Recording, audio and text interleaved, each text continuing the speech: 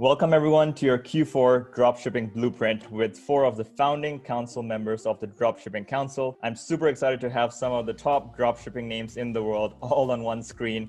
This kind of collaboration has never been done before, and together we'll be breaking down exactly what you need to be doing to get your dropshipping business ready to rock in Q4 this year.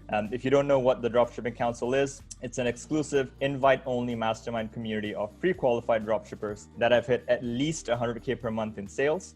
Council members get to network with high-level dropshippers through a dedicated Slack community, discounts with elite partner agencies, and also exclusive masterclasses. So head over to the dropshippingcouncil.com and see if you qualify. Now, let's do a quick round of introductions before we dive into the meat of this discussion. I'm pumped to have with us today Kamil Sattar. He's also known as the Ecom King on YouTube. He's one of the most respected dropshippers in the space. We also have Peter Prue with us, who is a two-time 2 Comma Club Award winner and the founder of e-commerce empire builders. And we have Ricky Hayes, who's the co-founder of Debutify, which is one of the most popular Shopify themes. And he's also built multiple 6- and 7-figure e-com businesses himself. And my name is Shishir Nigam, and I'm the founder of the Dropshipping Council. And I also run my own e-commerce stores that have exceeded 7 figures in sales, alongside of our YouTube channel called Journey to Freedom. You'll find the links to each of our YouTube channels in the video description and also to the Dropshipping Council. So again, I'm super excited to dive into the questions with all of you veterans. I know each of you will be sharing tons of invaluable knowledge that will help our viewers really plan out their Q4 blueprints. Q4, as you all know, is one of the most crucial times for any e-com business, with many stores doing like 60 to 70% of their annual sales in the space of 3 months. And that's why I think it's absolutely crucial to nail down your strategies, your tactics, and planning well in advance. So let's dive into the questions here, starting off with the topic of product research. So how do you guys do Q4 specific product research? What kind of niches do you focus on? Any tips and tricks that you can share on product research specific to Q4? Yeah, so I use a tool called Droppoint, and there's another tool similar to Droppoint. And what I do is I look at the previous years and I change it to 2019, 2018. I change the month to September to December, and I look at the winning ads for that time of the year because they're normally Q4 ads. So that normally gives me very good product selections from previous winners. And you got to understand, normally what won last year for Christmas will pretty much win again for the next year, because Christmas products are pretty much the same. It's gift jewelry, it's kids toys, it's pretty much all the same. So if you can just find an old winning Christmas product and run some new creatives and new ad copies for it, and you've got the right marketing tactics behind it, you can pretty much recreate and scale past the previous success. So personally, I generally sort of focus on a niche similar to like what Camille said, where I just focus on anything that's obviously for me kid related in terms of toys and just fun games and everything. I just find that those always work very well. I personally try and look for new trending products firstly, and then I'll look back into previous winners in that niche. Nearly any kid related that's been a winner throughout the year, as well as especially through the Q4 periods, I will try and market it because it's just like 50 times easier to sell. So that's generally sort of how I do it.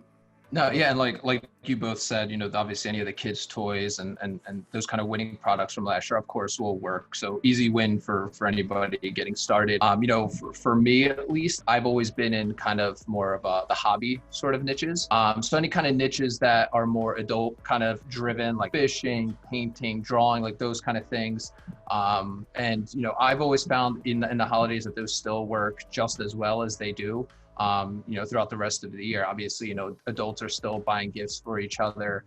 I've always been from the belief that going after kind of like the passion is just solving a problem, creating an offer for that specific group of people, especially during, you know, the holiday season is a little bit easier. Obviously, everyone's in the buying kind of mode. So as long as you put together, you know, a good compelling offer, running ads to it, obviously, you know, it has to be problem solving product of some sort is typically what I'm aiming for. Yeah, I totally agree with that. You know, like you got to remember, adults buy for each other as well. So like fishing rods is a great product to buy for some people's husbands. So the passionate niche for relationships, couples, partners is really, really good. Yeah, because even though all the hobbies will be gifting each other, regardless of you know. And the other thing is, those people are more likely to buy because they're more affluent, so they've got more chance of. Yeah. Now, I guess. Well, we've actually found just across the board, because we launch a lot of these kind of like funnels and very specific hobbies, is, you know, hobbies right now that, or any kind of niche that people can do by themselves, like a hobby, whether it's indoor or outdoor, just because of with everything that's going on, a lot more people are getting into those niches right now. So, you know, if you're trying to get into something, those I have found really good. You can obviously cross-reference with Google Trends, but those have been pretty good. Nice. And I guess the point came up, you know, testing old winners versus new trends. Do you guys have like some weighting, or do you focus more on uncovering new products that could go viral this season, or do you focus more on the reliability of the older products that have worked? Yeah, so I would say I definitely test all, like, it doesn't matter about what time of the year the product was a winner, I'll test it for Q4 for sure. Like, there's no doubt in my mind. I'll run a CBO campaign for $200 a day, and I'll run it for 3 days, and depending on the results, will let me know if I should carry it on or not. I go with, personally, I prefer to go a bit more with unsaturated products for me, because I know if I can get first to the playing field, then I'll take biggest market share. So I try and focus on those more. But if I see an item that there's just those items you always see every Q4 period will always sell exceptionally well, I always try them. It's just a matter of the amount of competition that becomes the problem there. So I like to try at least a 50-50 split, where I try and find some unsaturated ones, because those ones, if you can find them, like, and you're one of the first, you can scale them pretty damn high, I find, from my experience. I'm in agreement with the guys there for sure. I mean, if you've had stuff that's worked for you in the past, obviously, you know, don't fix something that's broken. But I always still recommend, you know, adding some flair to whatever it is that you're selling. You know, don't just try and sell just that product, because you're going to obviously have competition in there as well. You know, especially during Q4, you're going to have advertising costs that go a little bit higher, and a lot of people are focusing on getting new customers, when you know, a lot of people don't focus on actually optimizing what they have already, right? Like, you know, using your list for especially Black Friday, Cyber Monday, like hitting your list during that point.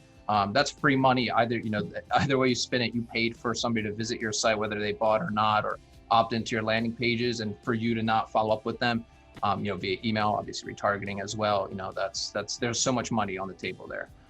Yeah, that's great. Some point that Pete brought up was just surviving increasing CPMs during Q4, right? So that's a major, obviously, issue compared to other parts of the year. What are your tactics that you guys employed to survive that period of increased CPMs, and, you know, how do you justify that on the back end? What kind of strategies do you use for that? I very much focus on the back end, sort of like what Peter was saying, and that too, like the email list. One thing that people seem to forget, from my experience a lot, is how valuable an email lead is. And I'm sure Peter's mentor, Russell Brunson, would say a similar thing, where like the email list is to me, it's actually just liquid gold.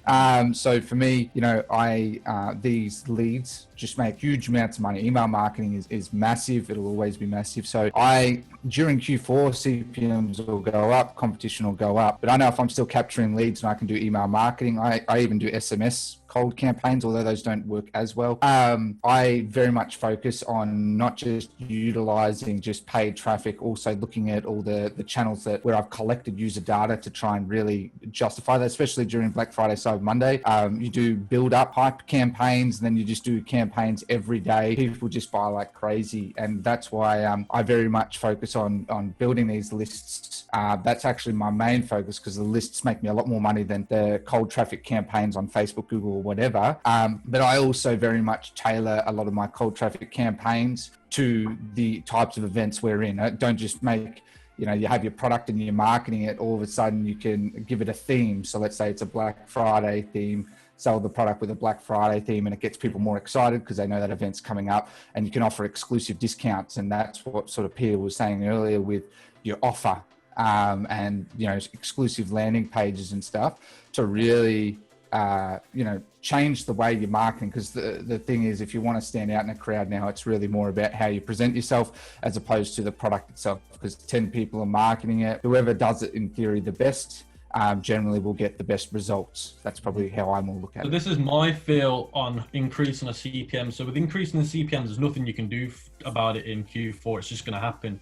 Now, I find reducing ad costs to be the hardest thing to focus on. The easiest thing to do to avoid that is to make sure that your AOV is at least 2.5 times the worth of the product. So I focus more on making sure that my AOV is between 2.5 and 3 times worth of the product. So let's say the product I'm selling for is $20. I'm going to make sure that my AOV is $60. That way it will get rid of the CPM increases, the cost per result increases, and then that way I'm still very much profitable. And I find every year that just works the best.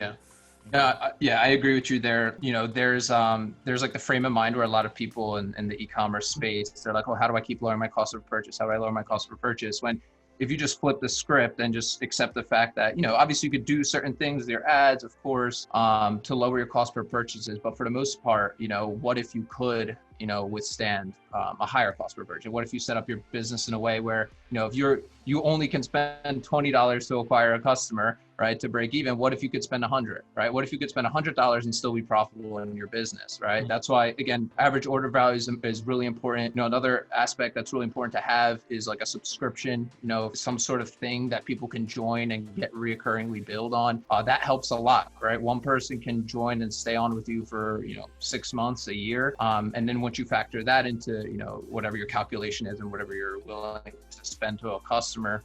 But that's an easy thing a lot of people can add. You know, if you're doing like, you know, I have a supplement business, it's easy. I can just, you know, do, hey, every month get a cheaper bottle, right? You could do info product members areas if you're selling fitness stuff, right? Information products will help your margin tremendously. You could do like a subscription box, right? I had a huge fishing subscription box a few years back. I had like 2,500 monthly subscribers. You just have to think about it, right? You know, there's going to be problems that we'll have that they want solved every single month, whether it's, you know, getting fishing lures every month or, you know, meal prep guides or whatever it might be. But having some sort of subscription aspect really does help your business as well. Yeah, touching on that, what I was going to say, you can reduce your ad costs, you can do things, but that's where ad consistency I find happens. When you just focus on reducing that ad cost, that's when people have that inconsistency of profit, because one day it's good, one day it's not. But if your AOV is just good throughout, you won't have that much ad consistency on profitability. Also, what I'd say is what Peter was saying is you want to be selling a product where people have to keep coming back to you to top it up. So whether it be like filters, where people need to buy more filters for a product or something like that, just an example, and then put them on a subscription service for that would be probably the best. I definitely agree with that. Like I try and look, I personally love data, so I look at Google Analytics quite a lot.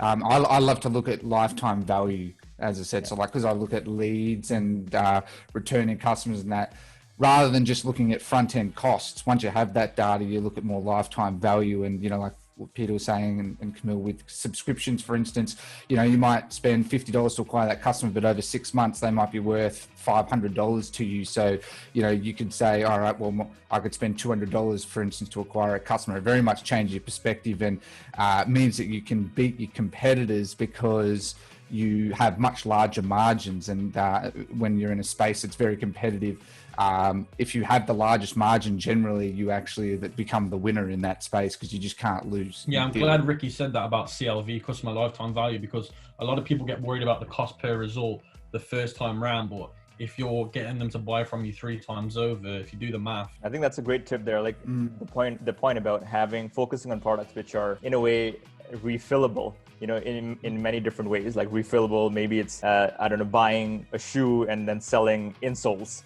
or having any kind of refillable product that is used frequently enough. And that's a great way to bump that AOV up front when the first customer is coming to you. So great tips there. Now, similarly, on the topic of AOV, do you guys, what if somebody's wanting to obviously implement these kind of offers, right? Do you focus more on post-purchase, upsells, pre-purchase bundling? Where do you, in your testing, what has worked better? So my answer, oh, God, man. Sorry, no, Peter, go ahead. So, for me, it's been pretty simple. I've personally, and again, just because it doesn't work for me doesn't mean it doesn't work for other people. I'm not one of those, again, I've never really seen good success with pre-purchase upsells unless it's like an order bump or something like that on a page right where they check out, they just check a button and they can buy it. Obviously always have something like that increase your average order value tremendously. I've always found success in post-purchase sequences. Obviously, one click purchase. I've never, I come from the frame of mind of just mainly using, funnels. If you have a Shopify store, you can, obviously manage the orders from there. But, I have at least found cart pages. That's why a lot of people see a lot of traffic, a lot of add to carts, but no sales, because there's a lot of buyer's remorse that happens before they've kind of trusted you, right? Where that first sale is always the hardest, right? The first sale is always going to be the hardest in any business. Every subsequent sale, every subsequent yes is a lot easier to get, right? And that's why I love using funnels personally with the post-purchase upsells, just because once you get that first yes, obviously you can sell them a wide range of things, complimentary products, more of what they just bought, information products. You can do one-click subscription as well. So that's at least short answer to that from me. I agree with Peter. Like, unless the item 100% complements the original item you're selling them, and it's for me, it has to be 100% complements it, and it has to be significantly cheaper than the main item. Most people won't take it up. I definitely try and take the approach of it's more important to get a lot of customers through the door and then upsell them after the fact than trying to increase your front end average order value, because the most important part is to get the customer, and then like what Peter was saying, then you upsell them like the same item at a massive discount or a complementary item at a discount, and you keep pushing them, because I try and do at least 2 upsells where they buy this, they buy another, and I try and aim for about 10 to 20%. I find is sort of that magic line for me. So I definitely agree with your point there, Peter. Yeah, I completely agree as well. I think the main takeaway from what Pete just said was that a customer will trust you the most immediately after they've made the first purchase, right? So that's the best time to upsell them anything that you want to upsell, essentially, because they've trusted you enough to click buy and give you their credit card information or PayPal. Completely agree there. My touch on this, guys, from my point of view is, because I'm big in the tech and electronic niche, that's where I've made most of my success from. The upsell that works really good for me every year round, and this is kind of giving away now my most secret blueprint for success, is I'll sell electronic product. For example, the vacuum cleaner to clean your pores. And when you go to buy it, as soon as you go to add it to your cart, it'll pop up and say, do you want the upgraded latest version of the product, like the 3.0 version? So it's like a product upgrade when you add it to the cart, and I find that works every year like crazy. Now let's go to ad strategies, Facebook ads during Q4. What are your sort of go-to, let's say, you're in the position where, yes, you found the product that's working, it's giving you a good response, your tests have come out, with a good, strong, positive ROAS. Now, what's your go-to scaling strategy? And you're in the midst of, October right now. What is your go-to scaling strategy to scale that product? My go-to any time of year, especially during Q4, is manual bidding, especially on Facebook, it's just such a crowded marketplace. I'll be honest, I basically test a lot of interests and lookalikes like anyone, and my sole goal is to find the winners, and then I'll put them into a manual bid. Find when you should go to a manual bid. For me, I find cost cap works best. That's when I can just go from, let's say, $100 budget to I could go to $1,000 to $2,000 a day budget, because it just seems that's more designed for it, because it sort of puts you in, I guess, a bit of a blue ocean as opposed to just the auto bid red ocean. And so that's personally what I do, is I generally keep a lot of my CBO, a lot of my campaigns lower. I have a lot of them. And then once I find my good interest, then I have, 5-6 CBOs that are spending $500, $1,000 each, and I churn and burn. That's very much how I focus on my cold traffic to really start scaling that up personally. That's pretty neat. Just touching on that now, I kind of laugh when Ricky mentioned manual bidding, because back in 2018, I remember when I first did manual bidding, oh my God, I lost so much money because I didn't know what the hell I was doing with manual bidding. It was like horrible for me. And then in 2019, figured it out. And as Ricky said, I do manual bidding the exact same way as him, but I do CBOs between 1,000 and 5,000 a day. It can get quite aggressive. And I literally just increased the profits. I mean, I increased the budgets by 30%, 50%, pretty much every 3 days, depending on the profitability. And I just scale up like that. There's no better way than manual bidding if you want to be aggressive and you want to block the competition out the way. Yeah, and just to add about what the guys said here, one of the strategies that we found works very well with Facebook is just overdoing it with variation. We have fortunate enough to have full-time media buyers here, and what we have found is just the more variation, especially during this time, the better. What I recommend and what we do is at least four pieces of creative per every single ad set that we have, be it an image or a video, and just testing it from there. We've seen hit or miss results with obviously CBO and then ad set budget still, but yeah, as much variation as you could typically give, we have seen that works tremendously well. Do you do dynamic creatives? We don't do dynamic creatives because most of our stuff is going directly to a funnel. So it's not as you can't really do it. You can't really use dynamic creatives as easily. Yep. Yeah, I think personally what I like to do if I'm in the stage where something is tested positively, and my immediate next step is to really multiply the types of creative that I'm using. It should get new videos made, get new images made, get new thumbnails made, and just multiply the options that Facebook has to put the ad out there. And what worked very well for me last year was super broad audiences, no interest, broad targeting, all automatic in my case. Everything is automatic, placement's automatic, and I think the caveat here is you got to have enough purchases on your pixel to get there. But once you have enough purchases, 500 or maybe 1,000 purchases, then you can really go super broad and just target the US 25 plus and just let it run. And those are some of the highest ROAS campaigns in my Q4 last year. Yeah, I'm glad. That's the thing. Yeah, I was going to say, I'm glad you said that because last year, that is exactly the strategy I was using. I was doing the top 5 countries per ad set in a CBO campaign, and once the pixel I use the same pixel every year for my Q4 store because it's just been seasoned over the last few years, and I just run no interest targeting for each country in the top 5. Between 21 and 65, and it just absolutely just crushes the ROAS. I don't know what it does. Facebook's machine learning recently. Yeah, exactly. I just wanted to hit on one point that you mentioned is like just, a lot of people, at least people that might just be getting into it, is just to understand, especially with Facebook, like it gets easier as you have more buyers, right?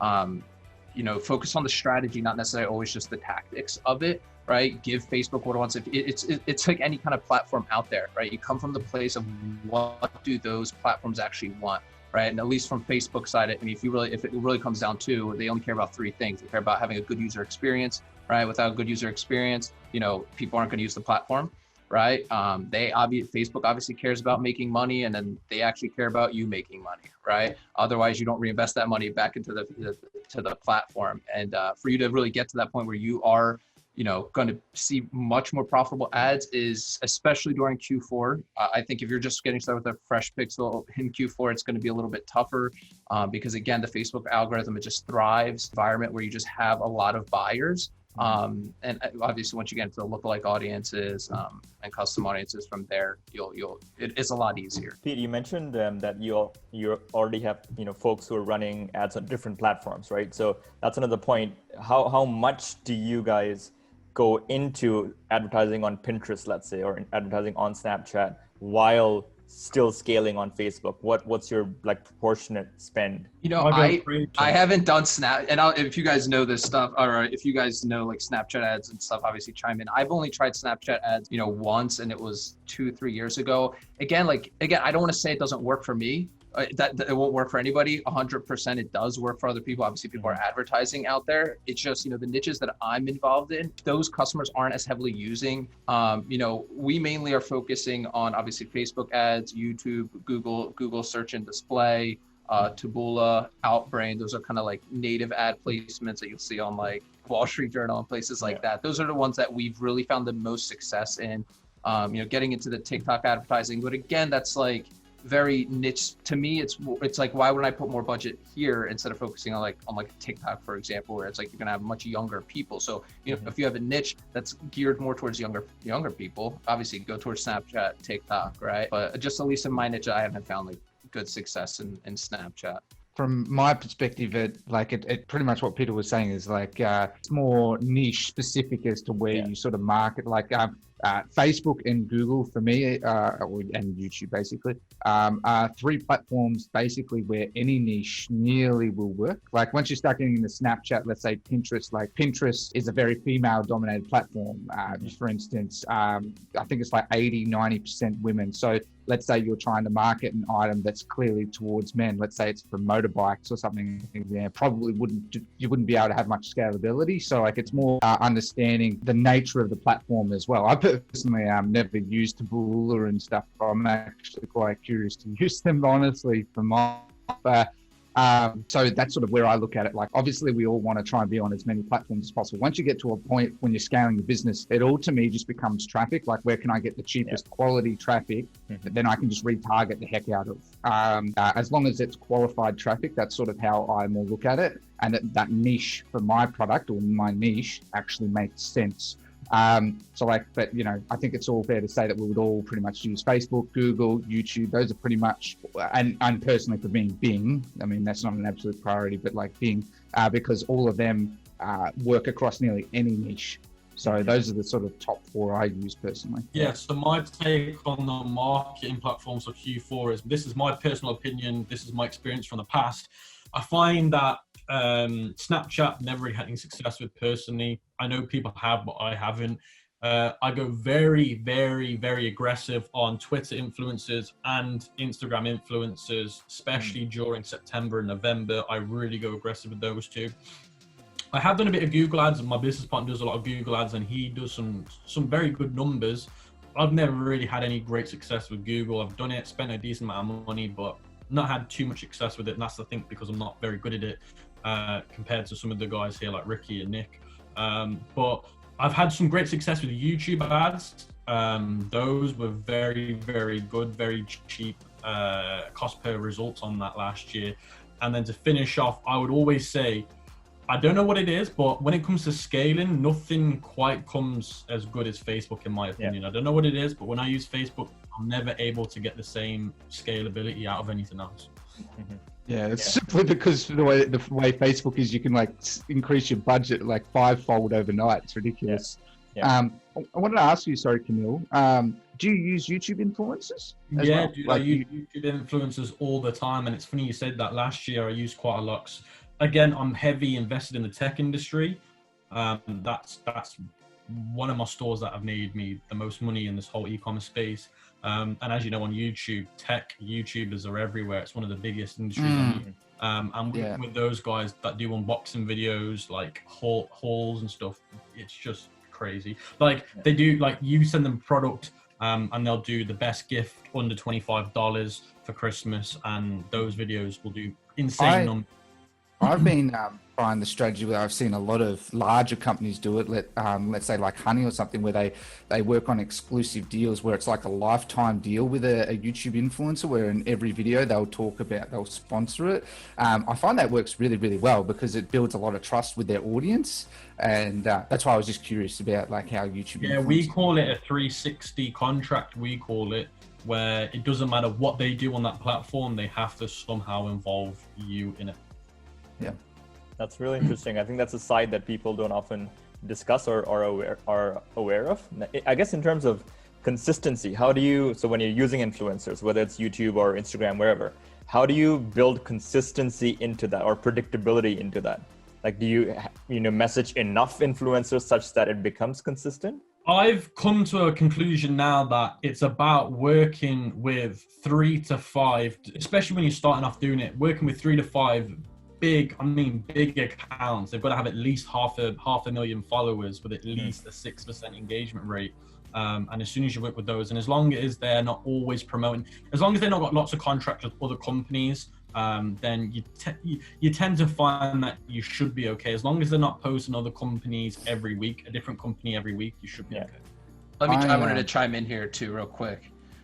We like our Instagram influencers is pretty much our main traffic source for our supplement, and our supplement's pretty pricey. It's about $80, and we've had some insane results just using influencers, even just like those theme pages.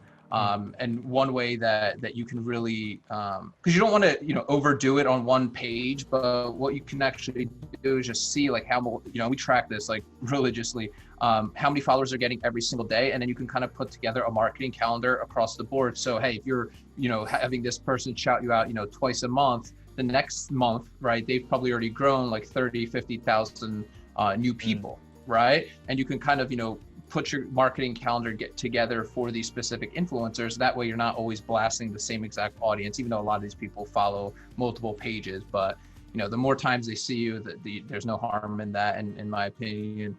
But yeah, I mean, I think the influencer space drastically underutilized, especially YouTube.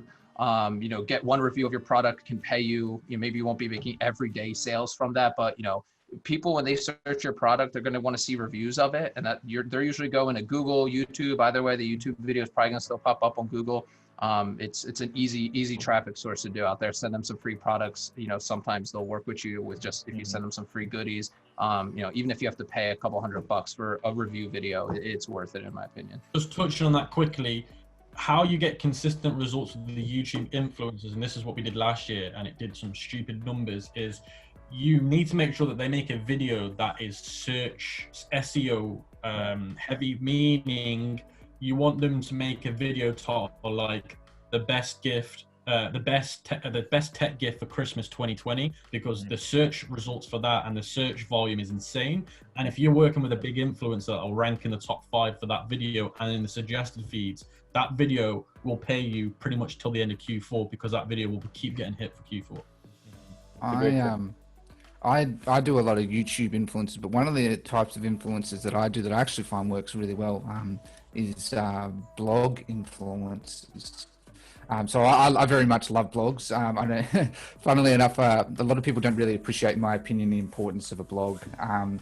But a blog is just as powerful as YouTube, in my opinion. It's obviously dependent on somewhat niches as well, but I actually do a lot of outreach to various other bloggers, and same as like YouTube. Once you have the blog in place, it's pretty much like, and as long as it's SEO optimized, and I have my team very much SEO optimize it to work with the blogging business, then it's just reoccurring income. So not just during Q4, but obviously throughout the whole year. So like, I very much love blogs for influencers as well, like blog influencing is, I guess, what I call it. And I find that works very, very well, because it's basically like a sales page.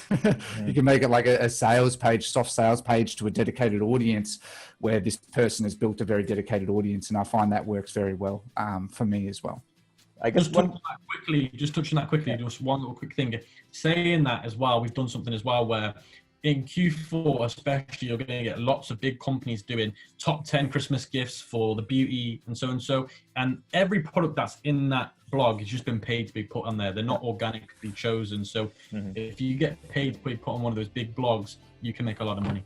Yeah. And there's influencers everywhere. You just have to, like, honestly, like, we've even had really good success in Facebook groups, and a lot of people don't think of those, but you'd reach out to the moderators, work out whatever deal you can have. But that's also a really good spot to find some influencers. Yeah, my only follow-up point there was, if you want to do this at scale, are you guys using some sort of an influencer agency who has all the connections, or you have individual team members on your team who do that for you? It's much cheaper to have your own team members. Much cheaper, and it's you have a lot more control. Like, don't get me wrong, agencies, obviously, like anything, have their specialities and they're very good. But I prefer to do it in-house. There's more than enough people with the skill set. It's just not, you can go on Upwork or a ton of these sites and find people that can do the data mining. I use a tool called BuzzStream, where, it sort of helps to handle the outreach and in terms of the automation. And then we have people that manually handle the actual conversation style until we get to the actual deal part of it. That's great. I was going to say, I personally have a team in place that do everything for me in terms of the outreach to get put on these places. That's great, guys. Thanks for the tips. So moving on to the next topic here, which is email marketing strategy. So in Q4, obviously it's a given, email marketing is a crucial part of Q4 tactics. Ideally, you have your email sequences set up beforehand so that once the time comes around, you're all set. But do you sort of actively also run email lead gen campaigns that are purely for the purpose of adding emails to your list? I'll start on this one. So I've ran the same exact email campaign pretty much for 5+ years now on Black Friday, Cyber Monday. Pretty much the way it looks like is, teaser email the day before Black Friday, on Black Friday, 4 emails. The thing is, you can overdo it, but like typically you can't overdo it because everybody's getting bombarded that day. So you need to stand out in that inbox because you're essentially competing against, all of the other people bombarding their email inbox. So typically 4 emails that specific day. And then I have an extension the following. The next day is, I believe, the day before whatever Cyber Monday is. That's a no email day, and then having another 3 email promotion on the Cyber Monday itself. As far as lead gen campaigns, like during it, so I use funnels for all of our products. So before they can even buy from me, they have to give me an email address. So they wouldn't necessarily go right into a Black Friday sequence or something that where those people maybe sat on my list, they consumed content, or they bought something. So those people have like, the promotion is more like, hey, because you're a subscriber on our list, here's a special Black Friday, Cyber Monday promotion that we put together.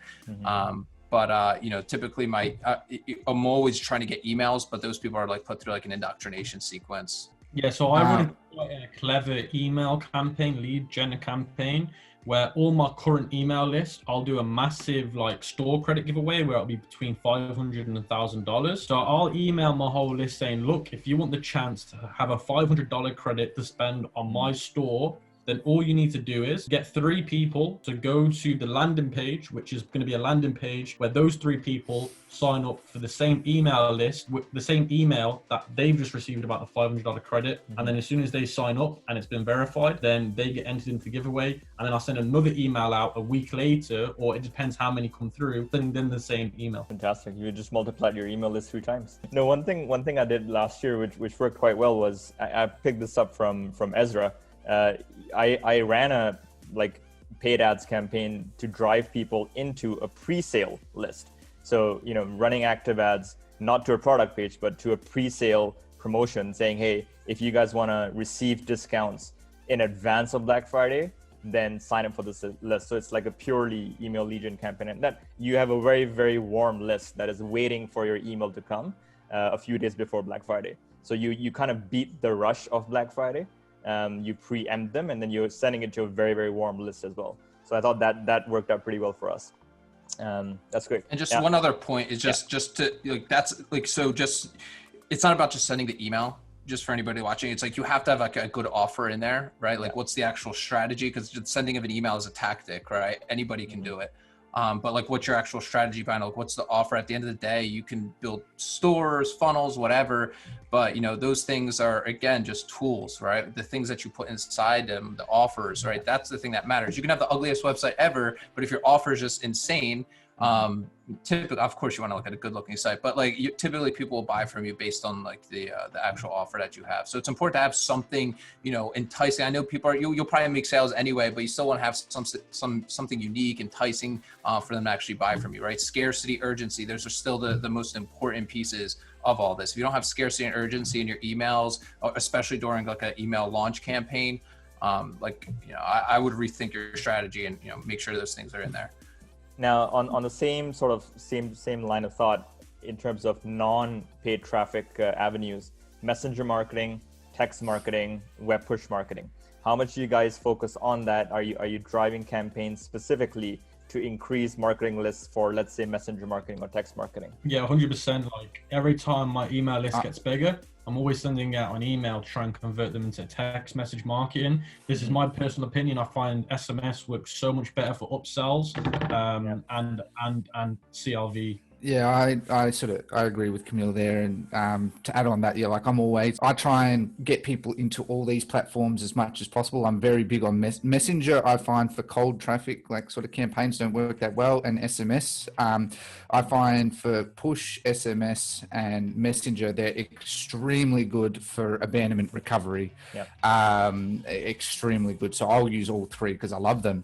And I'll, over time, as I build my especially email list, is I'll incentivize people that if you join my messenger list, we'll give you something in return. And obviously, you know, just something, it could be something as simple as like a fact sheet or something that can help them in any part of their life where it's, you know, nothing to lose, everything to gain type approach. And I build up those lists so that then I still do try cold campaigns. They don't work as well, but again, it's a free marketing channel pretty much, most of these. So I always try and monetize them as much as possible. So I love it. Like, especially SMS for abandonment recovery is, it's just astonishing how that works in my opinion. Yeah. That's fantastic. I mean, it's all about creating assets, right? As many assets as a business has, it's more valuable. Email, SMS. You know, SMS is something we definitely slept on for a while, but you know, our big focus has always been like email. We obviously ManyChat. It's become a little bit more restrictive, ManyChat, over the past year, which kind of you know sucks, but it is what it is. That's why I've never put that much effort into it as opposed to an email, right? To me, an email is really the one thing I can put on a USB stick and just like walk out with. That's why I still, you know, even though people think it's dead, whatever, it's still one of the main sources. And obviously SMS is up there as well. That's great, guys. Now, I guess another very important thing to be prepared for as you go up to Q4 is all of your back end, right? We've talked all about the front end, you know, driving sales, scaling, all of that. And if all of that works, one huge component is making sure that your customers are still happy at the end of the day. So what kind of things are you really focusing on as you head into Q4? Like I'm talking about, you know, stock inventory, shipping times, customer service, all those areas. How do you plan ahead for that? Yeah, so what I'd say about Q4 logistics is you need to make sure that even before, like we're just about to hit Q4, so you've got to have products in mind already, and you need to make sure you're contacting your suppliers to make sure that their stock levels are fine. Also, you need to make sure that all your agents are up to date with the plans. You need to make sure that even if you're not using a fulfillment center yet because you don't need to, you need to make sure that you're speaking to them, letting them know that there's a high chance that you'll be working with them around this certain time so they can prepare best for you. And you just need to make sure that you're organizing your contacts that you've been using over the years just to let them know that this is what you'll be doing. Because during Q4, it's really whoever comes first gets what they want, you know? Like every supplier is going to run out of some form of stock, and it's just who goes there first and organizes it. So that's how I go against my logistics personally. Yeah, I agree with Camille. I personally plan my whole year for Black Friday, Cyber Monday is how I look at it. You know, because the sale volume is just insane. And so to me, I always say to people, you know, like the hardest part with e-commerce is not, in my opinion, getting the sales, getting the leads, and it's the logistics and customer service that comes with it. And especially around this time of year, and I would say this on a personal basis, purely this year as well, with the pandemic that's going on, it is extremely important that you think way ahead. I know a lot of people can't, but, you know, I try and buy tons of stock and get it into warehouses is always my approach. But if you don't have a winning item, you know, I understand and respect that. Regardless, like what Camille said, contact your suppliers on AliExpress, agents and that, and be proactive, especially because Q4, it gets you the most sales, but you don't want to piss someone off and them not to get their Christmas gift for their family. There is nothing worse you will get. Emails that I've got, some of the emails that I've got, you've ruined my son's Christmas. Yeah. To be fair, if you had a child as well, like you'd be pissed. And so, so I very much like it's my biggest worry. I actually very much recommend people to have a cutoff date in terms of selling, because especially with drop shipping, you're looking at 2, 3, 4 weeks. I know December is a fantastic time, but unless you have very fast shipping, seriously, I recommend to everyone accommodate that in, because I guarantee you straight after like Christmas and Boxing Day, chargeback, refund, chargeback, bad review. You don't want that. Yeah. And it's like, just to add what the guy said, it's just, you know, build a team now, even though you probably don't think you need it, you most likely will. Start building better systems and processes, obviously have like good templates out for all email responses, because you're going to get a lot of that. We had someone in our community that, COVID, it was one of the best things that happened to her business, right? I mean, she went from overnight, only doing a couple $1,000 a month to like 300,000, because she sells a lot of groceries.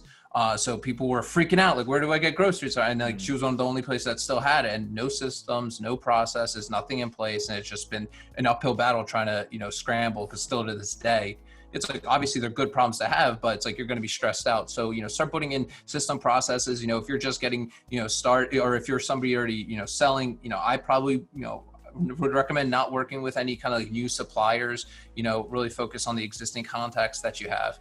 And obviously optimize the things that you already have working for you. That's great. Now, I guess bringing it back up a level. So if an e-com store owner is sort of currently sitting, in their business, they're thinking about Q4. So where do they start? Like, given, let's say they are in the midst of testing products, let's say, what other priorities they focus on? How should they go about all the different things we talked about? What do you focus on first and next? It's a very broad question. So take it. I'll go first. I'll go first, guys. So as far as somebody brand new coming in with product research, I think so. So if somebody who let's say was not yet found a winner, where do you focus? So I've always taken this approach, and this is just me, is like, instead of focusing on like what's the winning product, what's the winning, whatever, right? Like, focus on like, well, what's like a problem that you could solve in a specific group niche, right? It doesn't have to be like some crazy problem that you solve, like, by any means, but, if you come from that place, you can put together, actual solutions, right? So it could be something stupid, right? It could be like, hey, you want to sell fishing stuff because you like fishing, that's a passion you have. Right. Well, instead of just selling a fishing lure, right? Like, what else can you bundle in with there to make your fishing lure more enticing, right? Maybe you're drop shipping from AliExpress. You can't really customize the product. That's okay. You could still differentiate yourself different ways, right? Give like, cheat sheets, PDF guides, right? Like ways to use that fishing lure, right? Because at the end of the day, if you understand the niche and what they actually want to do, like, for example, like fishermen, they want to catch fish, right? They want to go out there and have a good time, right? If you understand that, you can craft like better offers and differentiate yourself. Like I always ask the question, like, why would somebody buy this over going to Amazon and buying it? Right? Because people, at the end of the day, that's what people are doing. They probably see your product and then they go to Amazon. They're like, oh, I'll just buy it from here. It's so you have to have these kind of differentiating factors in place. So it's like, more to me, like, if you look at some of the biggest companies out there, right, they don't necessarily have product research departments. They have like these massive market research departments, right? They're always looking what's happening in this, what's happening in this sphere, what's the competition doing, right? And then they go, okay, well, what's the products that these people want, and then they sell to them, right? Yeah. That's great. Yeah, I entirely agree there. I very much prefer, like, because I see a lot of strategies about testing a lot of products, and the more products you test, the less time you're going to invest in them collectively each.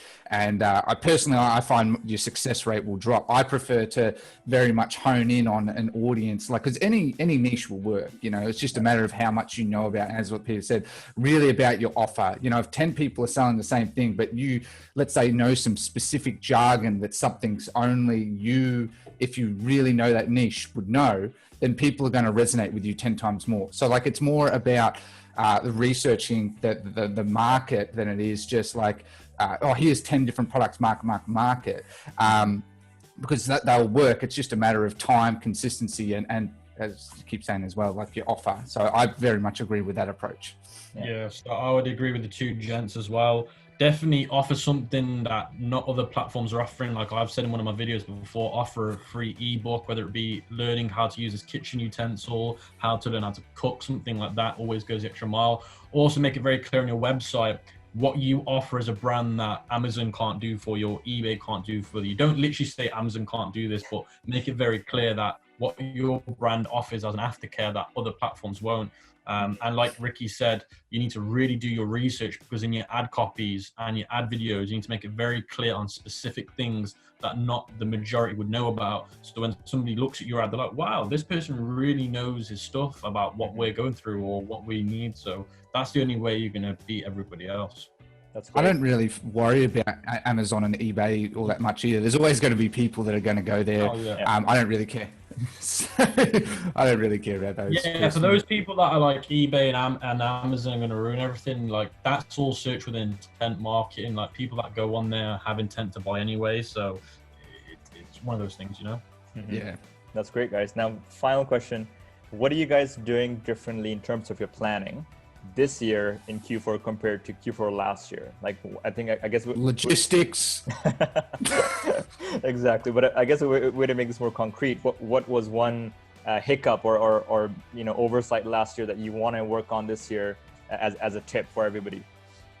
Logistics. I was literally going to say the only thing I can think of is my logistics last year could have been so much better. Like, I feel like I underthought how it could, like when you're doing 7 figures in literally a month, it like Ricky and you guys can agree with me, when you do 7 figures in just one single month, you don't realize how much comes with it. And if you don't get it sorted out properly, honestly, chargebacks, refunds can go through the roof. Getting the sale is the easy part. Yeah, honestly, in Q4, getting the sale is the easy part. It's making sure that the aftermath, because when people are ordering things for Q4, I feel like they're more impatient because they're like, oh, Christmas. So it just puts even more weight on you.